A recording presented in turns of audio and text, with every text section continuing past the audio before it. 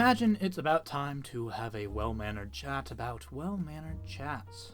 There's this whole aspect to coexistence where you need to figure out what everyone else is actually thinking and feeling from their pre-filtered behavior, processing that yourself, and then presenting your analysis of things in a way that elicits the kind of response you're looking for. Sounds complicated, but we've been at this for a while, so we've got speech, symbols, and even minimalist options like Morse already established to help us out. In the world of gaming, this means players have got options for communication. To foster quality dialogue, we will need to optimize the mediums to discourage antagonism subtly enough to weave past the heights of human ingenuity. After all, if they know we're trying to stop them from being assholes, they'll know we've assumed they're assholes. Assholes who hunt assholes are doomed to create assholes. The good news is that the created context influences the conversation. Calling something toxic is toxic. The term stems from toxic relationships, where two fine people are incompatible together. A volcano, not a snake. Toxic was never accurate, but now it just means bad. You might call me a grammar Nazi, but that's not true. I am a literal Nazi. You can't misinterpret me because I use words literally. Abusing someone implies you could properly use them. Abusive behavior implies there's a proper way to use somebody. Offensive behavior implies there's no just cause to their grievance. It's not that complicated, it's just called being rude. The unfortunate reality is that people are clever enough to MacGyver anything into vernacular and dumb enough to consistently forget their manners. Take, for example, the legacy of the iconic teabagging technique. What was developed as a simple positioning tool quickly evolved into a wordless internet dick joke. In turn, this has become the lingua franca of chatless games. Spamming a meaningless button can mean many things, but it always means that you're not attacking, which could imply that peace talks are on the table. Inversely, there's the bow emote.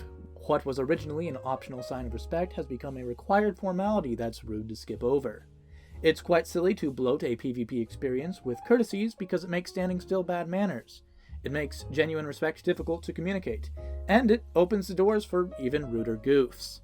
It's inherently tied to antagonism. My potentially apologist spin here is that this is all actually a good thing, though.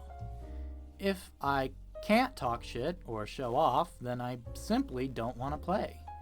It's like all the stresses of socialization without any of the positives. Victory and defeat may be a binary, but the whole point of playing games together is to appreciate the millions of ways there are to win or lose. Always obsessing over the optimized play is a good way to disappoint yourself and unintentionally telegraph plays. And sometimes the most interesting maneuver is actually pretty goofy on paper.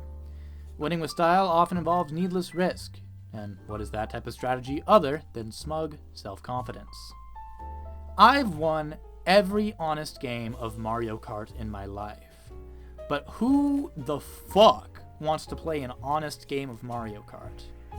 Obviously, you shouldn't bully people, but by entering a competitive game of skill, your opponent inherently risks embarrassment. My point is that there's no point to getting a perfect on a flesh and blood human being if you can't revel in it after.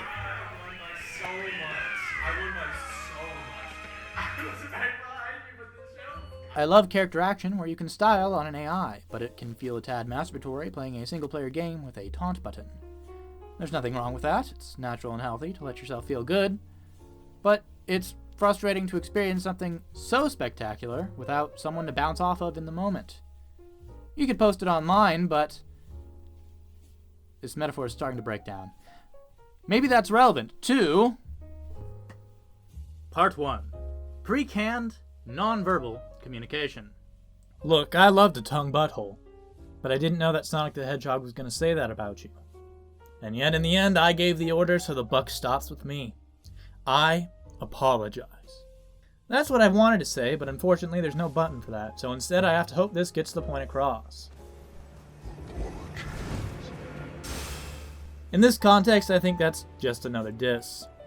Even if you can identify an opportunity to use an expression, navigate the menus in real time, and get the joke out with timing, intent and specificity can never be juggled in any meaningful way ahead of time. The best emotive conversations come from games with nebulous hostility. It's rude to your teammates when you go friendly in something directly competitive, but games of uneasy alliance live for moments of making and breaking your friends. If you approach an enemy without hostility and a silly little dance, you could temporarily team up, go an honest 1v1, or even talk. Part 2. Symbols and digital calligraphy. Here's an infinitely flexible, constantly evolving, and generally understood method of communication that is also a ticking clock on endless N-bombs. No matter how many tiny mutations you ban, something bigger, with a B, will slip through. Profanity is arbitrary, so I don't give a sex. Bleeping the black or Rodriguez only adds mystery and allure to the exotic dark magics of inapplicable racial slurs. This is not obfuscation. This is instruction. Text is also fairly situational in practice. I very much enjoy a nice back and forth between turns on Pokemon Showdown. But that's between turns. No matter how fast you type, you'd have to sacrifice real time to communicate. I suppose it works okay when you're waiting on something, but outside of the ability to leisurely hone the perfect quip or link memes, I find this tech is only supplemental to Part 3, the spoken word and verbal repartee. Voice chat is the pinnacle of trash talk. Unlike text, which gets fine-tuned and then submitted whilst the game goes unplayed, one has to spit venom and throw hands live. As a result, our one-liners get timed to perfection and our fumbles can get called out before recovery. It's also the peak for communication. People talk faster than they type, so they can get the most specific details they can muster out in optimal time. There's a downside. It goes without saying that there's no saying that we cannot say. The ban hammer ain't viable without authority, which ain't viable without a ref. So, this is a rare opportunity where I support passing the buck to the user. Give me a mute and I'll hit a motherfucker with the 12 angry men. The true villain of voice chat is instead competence.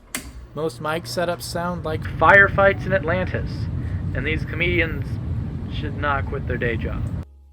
Mix in the positive feedback for situational awareness, some easy observational comedy, and a healthy helping of anonymity, and you've got some dead-eye first impressions, instantly vocalized for critical damage. Here are some of AJG's patented voice chat etiquette tips.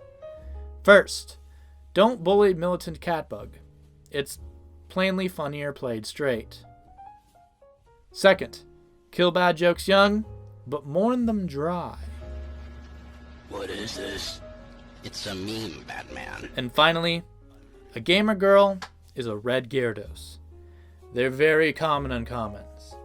Yes, this is remarkable, but if you remark remarkably... Listen, you're gonna spook it. If it runs off, we will become remarkably unremarkable. Don't fuck me on this, okay? Fuck! With tools and strats, it's time to save chat. If pre-canned emotes are best for uneasy alliances, text is best for asynchronous, and voice chat is where we burn the weak, then we can conclude that the most agreeable environment would focus on verbal allies and non-verbal hostiles, where people exclusively benefit from effective communication. Wait a damn minute, what a damn minute. What if it's you? Well, I was with Nuclear and I was with Mickey the whole time, right? Well, wrapping things up, we'd all like to avoid negativity, but if we want things to improve, we should try to be more specific about why we're uncomf. We need to understand that antagonism is inherent in any form of communication, while also fighting off poor sportsmanship systematically. And while getting dissed sucks, a competitive game is ostensibly designed around outsmarting other people. So, humility is a virtue. I basically indoctrinated you to the gang. I was so up top. We're the best. We are literally... Oh yeah. I hope I have interpreted the state of things as they are, processed the goods and the bads for the most optimized future, and presented my interpretation in such a way that elicits an agreeable vibe in your eyes. If not, please take the time to call me one slur in the comments. All comments will be limited to a singular unhyphenated derogatory word, and use of non-alphabetical characters or offensive language will result in immediate death. Some studies have linked slurs to stress disorders, depression, and unemployment in weak little bitches. If you think that you may be a weak little bitch, ask your doctor if the pass is right for you. The pass. What's on your mind?